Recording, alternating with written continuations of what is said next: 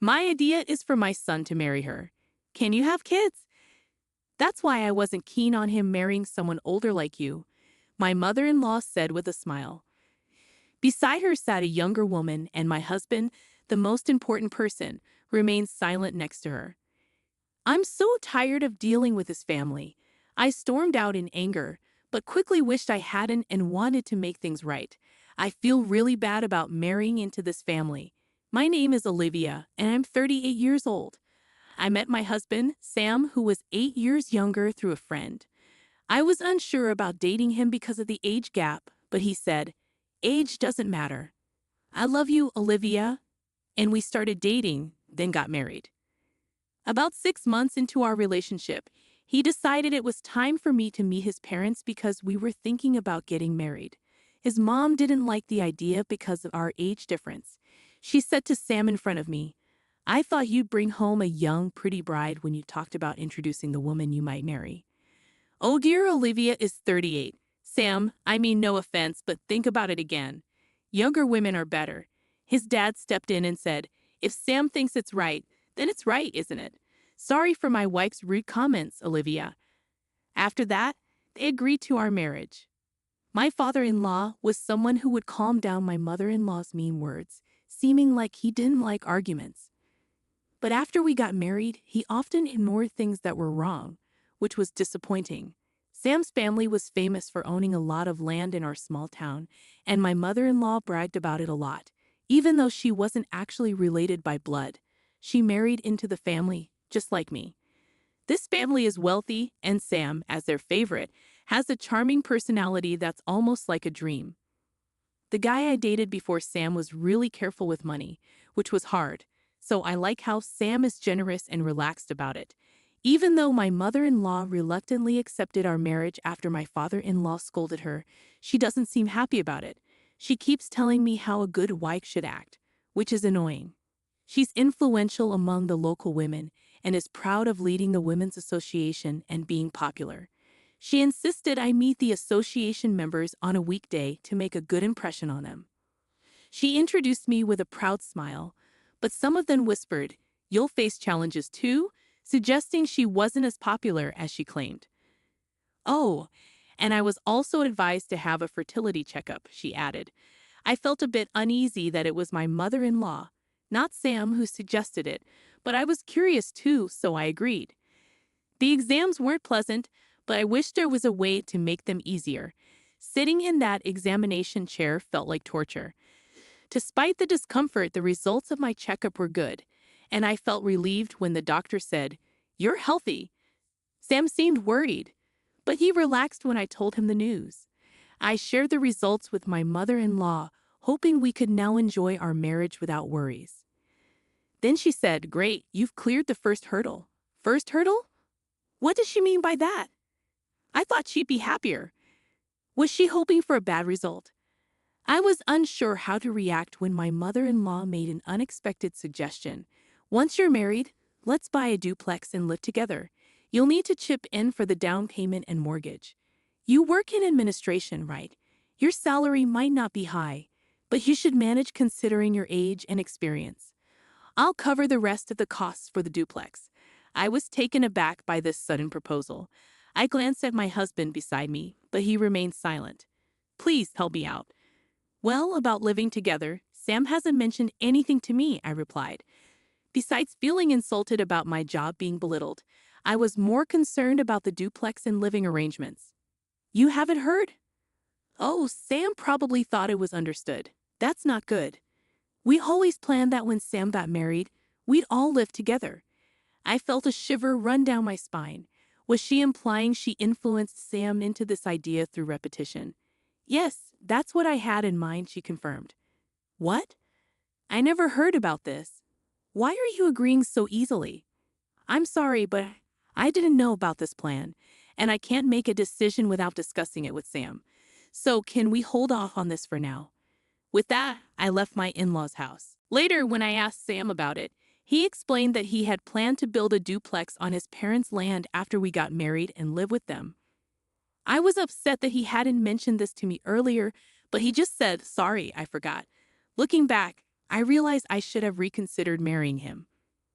At that time, Sam seemed kind and attractive, and I was worried that at my age, I wouldn't find someone else if I let him go. I regret now that I was charmed by his apology and didn't think more clearly. It seems I got caught up in the idea of marriage and didn't see things clearly. So I ended up agreeing to build the duplex my mother-in-law wanted, and I ended up paying for half of the down payment and mortgage. 6 months after we got married, I found out I was pregnant. To be safe, I didn't tell my in-laws until things seemed stable. I was worried something might go wrong. Once everything was okay, I told them the good news. They were thrilled and started talking about baby names right away. They were hoping for a boy, but we didn't know the gender yet, so it's still a surprise. There's some pressure, but it feels good to make them happy. They suggested I quit my job for safety, but since I help out with my family's business, I have a flexible role. I chose to keep working as long as I felt okay. My pregnancy was going well, and I began to feel the baby moving inside me, a moment filled with both mystery and joy. I'm grateful for the experience of being a woman and feeling this happiness. Every time I go for a checkup, my husband Sam and my in-laws eagerly await news of the baby's progress, and I'm excitedly anticipating the birth. I believe having this child will strengthen my relationship with my mother-in-law. One day, amidst what seemed like a bright and ordinary day, I noticed that the baby's movements were becoming weaker. An indescribable anxiety engulfed me, and I rushed to the hospital. The doctors delivered devastating news. Something was wrong with the baby. How? Why? I was living my life normally. What had I done wrong? Fears of the unknown gripped me as I was admitted to the hospital immediately. Despite the doctor's efforts, my child's journey ended too soon. Just a few more months, and I could have held my baby. Why did it happen so suddenly? It felt like just yesterday when the baby was lively inside me. Was it my fault? As tears streamed down my face, my husband's words cut through the grief. How long will you cry?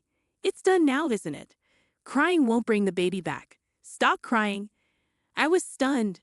What was he saying? Our child had just passed away. Although taken aback by this unfamiliar coldness from Sam, my shattered state of mind left me unable to respond. The day I was discharged from the hospital arrived, but Sam didn't come to pick me up. Putting on a brave face, I reassured the concerned nurses that I'd manage fine on my own. Arriving home in a taxi, I was met by Sam, my mother-in-law, and a stranger. "Welcome back. It's unfortunate, isn't it?" My mother-in-law said with an odd smile. "Yes," I replied, taking a seat on the living room couch as directed. The seating arrangement felt strange, with my mother-in-law and the stranger sitting across from me, and Sam beside them, showing no signs of comfort or eye contact. Then my mother-in-law spoke up. "We've discussed this with Sam. Since you can't have children anymore, we don't need a daughter-in-law who can't provide in here, so we've arranged for this girl to marry Sam." I was stunned by her words. As I struggled to come to terms with the loss of the baby, tears brimmed in my eyes. But I fought back, knowing that giving in to tears would mean admitting defeat. Unable to lift my gaze, I kept my head bowed. Despite my despair, my mother-in-law pressed on mercilessly. "Well, if you're suggesting you'll support the family financially instead of having children, we might consider letting you stay.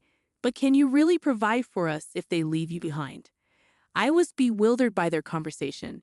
Instinctively, I looked to my husband for support, but he avoided my eyes. Beside him, a woman who looked triumphant stared back at me. I recognized her as Sam's childhood friend, introduced to me at our wedding. Seeing my husband's reluctance to meet my gaze, I realized he wasn't on my side. A chilling realization washed over me, sharpening my senses. While I was in the hospital, it seems they made their plans. They want to kick me out, the woman who can't have children, and bring in a younger wife to have in here. If I stay, I'll only suffer more.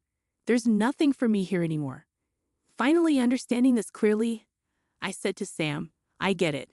Let's divorce. Please be happy with your new wife." And so I left the house and went back to my family home. My parents were surprised but welcomed me warmly. They knew about my miscarriage and were outraged by the cruelty I faced so soon after leaving the hospital. It was a relief to feel their love after so long, and I ended up crying a lot that day. Exhausted from crying, I fell asleep. But the next day, my mother-in-law and husband, who had treated me so cruelly, showed up at my family home. At first, my mother answered the door, but when she realized who it was, she refused to talk to them. Then they started ringing the doorbell nonstop, shouting, "We take back the divorce. Come back now." In truth, my family owns a barbecue restaurant, a well-known spot that serves a globally recognized brand of beer. Many famous people, including celebrities and athletes, dine there.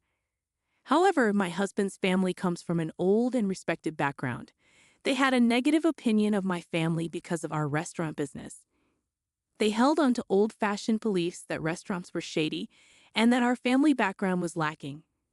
We had invited them to dine with us before the wedding, but they declined, citing concerns about beef and preferring to eat at specific places. During the pre-wedding discussions, they indirectly criticized my family, making remarks like, "Oh, you're in the restaurant business, aren't you? That's from your parents' era, isn't it? Oh, I understand. Dealing with beef, huh?" Reputable families usually avoid such ventures. It hurt to see my parents, who had worked hard to raise me, being belittled in this way. My parents brushed it off with a chuckle, saying, "Some people just think that way." On the day I left after the divorce, my husband and mother-in-law happened to catch a TV feature about our restaurant. Until then, they hadn't shown any interest and had looked down on my family. But when they learned that the restaurant was described as running its own farm, producing top-quality beef, and enjoying immense popularity with meat exported worldwide, their attitude changed. Suddenly, they were panicking and came rushing to me, pleading for my return. They tried to cozy up to me, saying, "If we'd known you were so successful, we wouldn't have talked about divorce. We're sorry for yesterday. We weren't thinking straight. Please come back." It made me feel sick to my stomach how quickly they changed their tune. After all the discussions about children and heirs, was it really just about money in the end?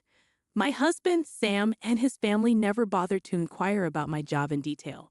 So I had casually mentioned that I worked in office administration for my family's business, leading them to believe I was a low-paid, unimportant employee. It seems they assumed that if they asked me to contribute to the house's down payment and mortgage, I'd give up on the marriage. The truth is, I actually oversee the meat export division of my parents' company, earning a substantial income for an office worker. Thankfully, I had saved up a good amount of money due to marrying later in life, which allowed me to meet their financial demands. I'm also a major shareholder in the company and aspire to take over my father's position to further expand the business. They never showed any interest or asked me about this until they saw it on TV, which suddenly changed their attitude towards me. Despite incessantly talking about wanting children, it seems money was their primary concern all along. I'm utterly disappointed by their superficiality. After silently observing the situation, my father finally lost his temper and kicked Sam and his parents out. "Thank you, Dad. You saved me," I said gratefully. Still simmering with anger, my father began drinking and cursing at them.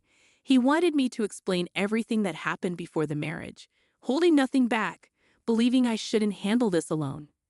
My father immediately contacted a lawyer he knew, seeking damages for my unjust eviction. We also demanded reimbursement for the housing funds I provided during our time living together. The claim was acknowledged, and I was awarded a refund for the expenses I covered.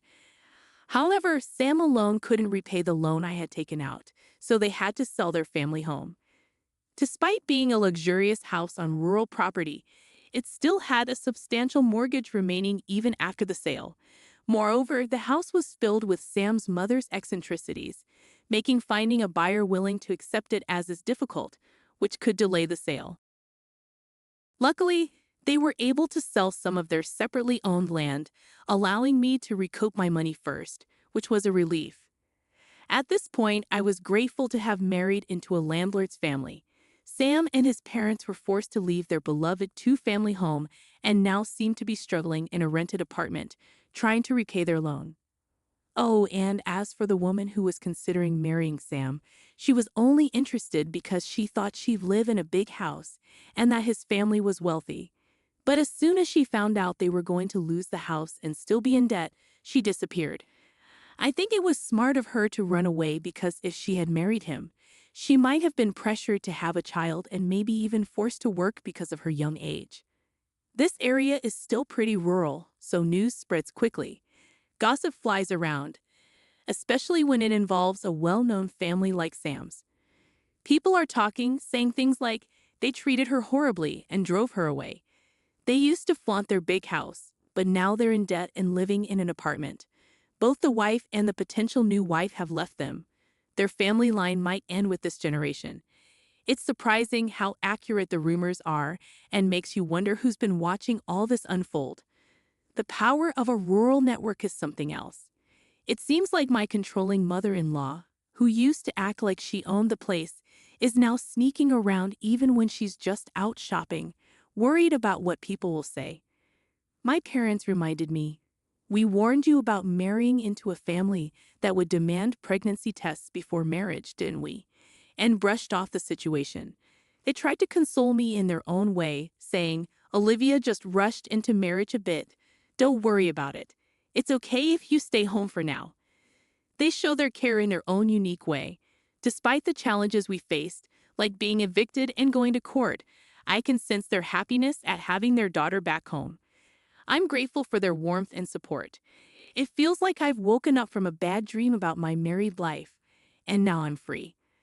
Although I have a divorce behind me, I'm still in my 30s and haven't given up on marriage. Once things settle down, I plan to focus on finding a new partner. But for now, maybe I should dedicate more time to doing good things for my parents.